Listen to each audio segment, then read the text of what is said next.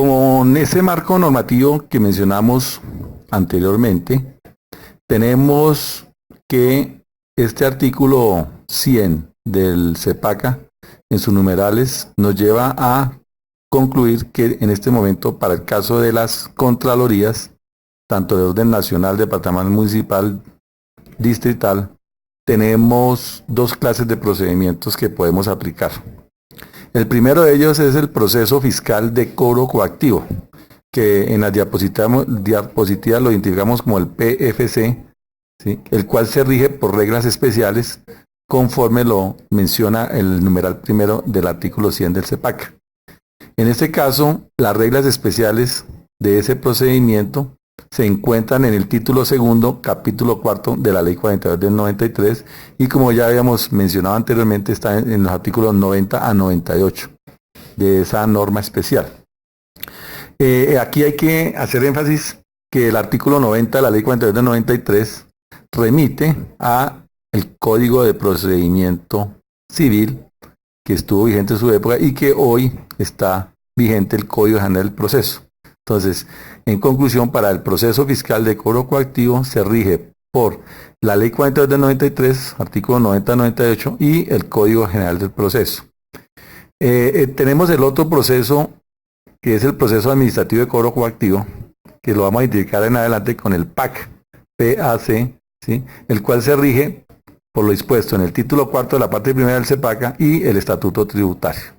Y más adelante miraremos qué normas comunes aplican para ambos procedimientos de cobro coactivo.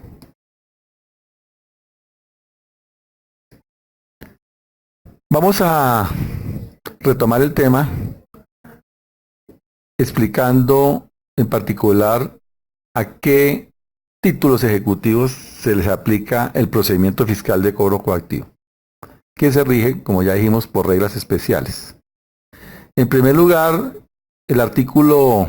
92 de la Ley 42 del 93 taxativamente señala y enuncia cuáles son los títulos ejecutivos que se rigen por estas reglas especiales. En primer lugar, tenemos los fallos con responsabilidad fiscal que se encuentran contenidos en providencias debidamente ejecutoriadas. Segundo lugar, las resoluciones ejecutoriadas expedidas por las Contralorías que impongan multas una vez transcurridos el término concedido en ellas para su pago. Esta potestad pues la encontramos en el artículo 101 de la Ley 4293 para algunas situaciones que se presentan, en particular con los sujetos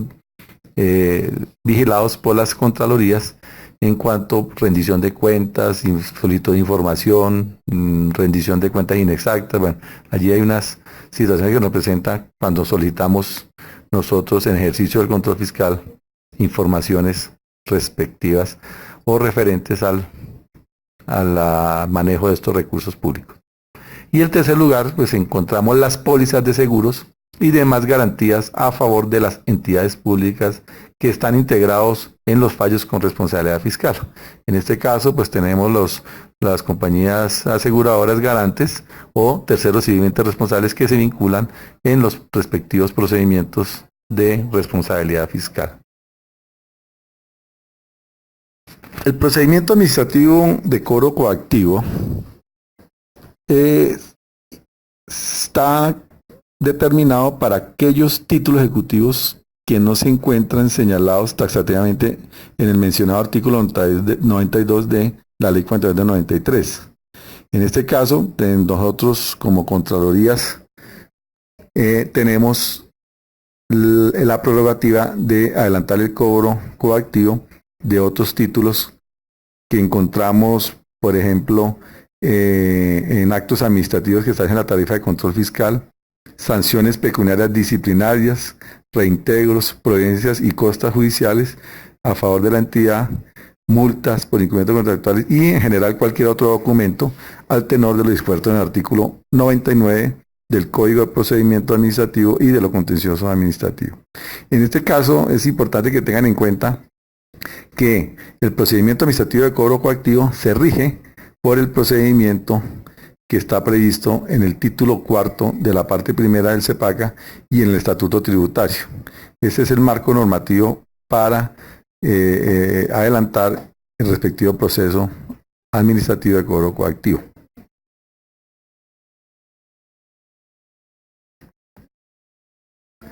El título ejecutivo lo constituye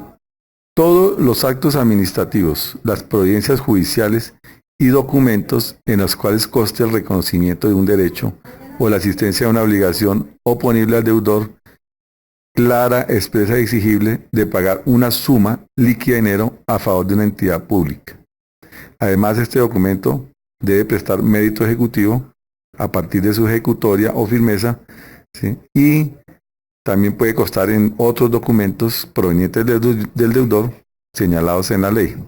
En este caso, como marco normativo, también tenemos que la definición de los títulos ejecutivos se encuentra inicialmente, por ejemplo, podemos partir del artículo 422 del Código General del Proceso y en el caso del cobro coactivo en particular, en el artículo 469 del Código General del Proceso. Sin embargo, ya habíamos mencionado que el artículo 92 de la Ley 42 de 93 y el artículo 99 del Código de Procedimiento Administrativo y de los Contenciosos Administrativos CEPACA también contempla un enunciado y una numeración de cuáles son los títulos ejecutivos que se pueden cobrar por medio de este proceso especial de cobro coactivo.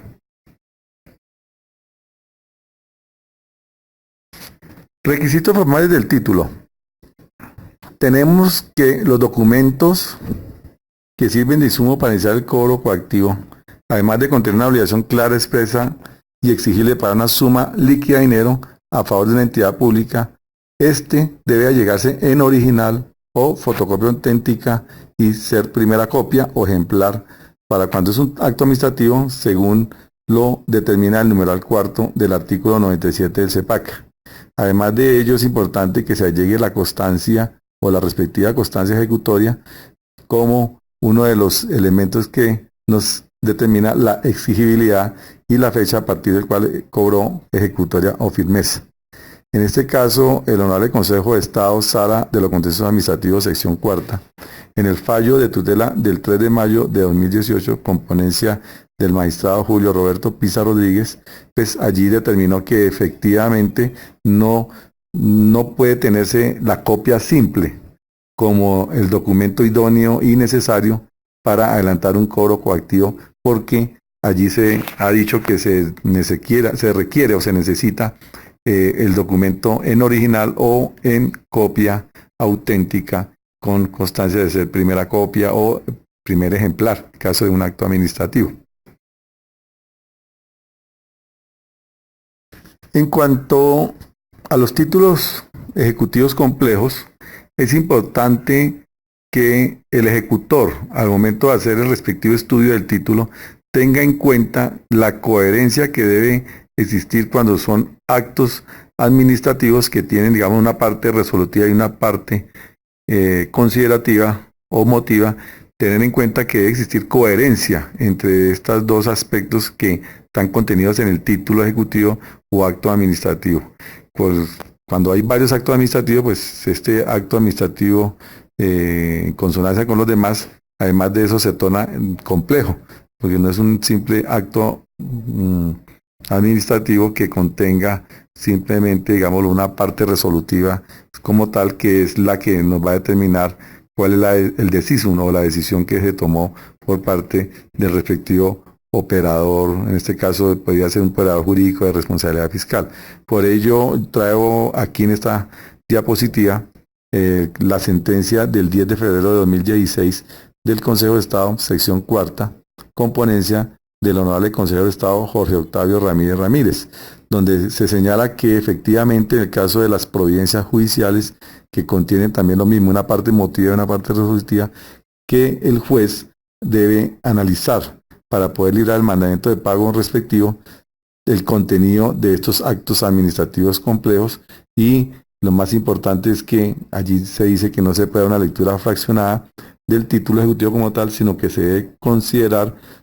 no solamente la parte resolutiva del que presta mérito ejecutivo, sino que además deben analizarse la parte considerativa de la decisión, como es la ratio decidente o las razones que sirvieron de fundamento a la decisión, ¿sí? Porque de ello se determina por qué se llegó a la conclusión. Entonces,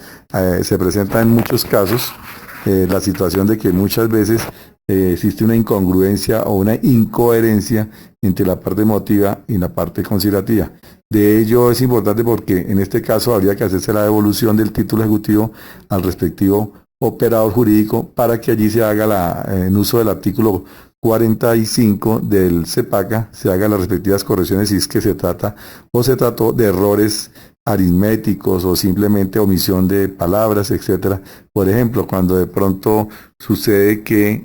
quedó mal la cédula de alguno de los que fueron declarados responsables fiscales. Entonces es importante tenerlo en cuenta porque más adelante en desarrollo del proceso de cobro coactivo pueden venir a evidenciarse errores que de una u otra manera puedan afectar la buena marcha del proceso de cobro coactivo.